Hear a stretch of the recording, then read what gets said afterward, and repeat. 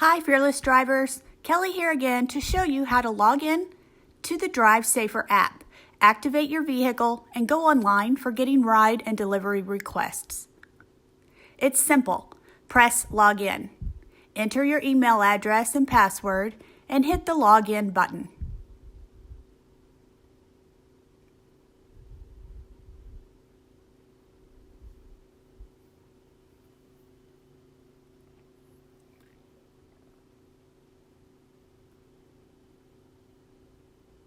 Open Vehicle Management from the Swipe Up menu and press the Activate button to activate the vehicle you want to drive with Safr.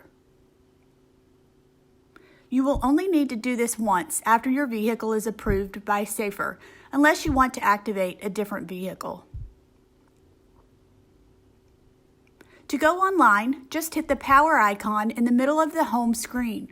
Press it again when you wish to go offline.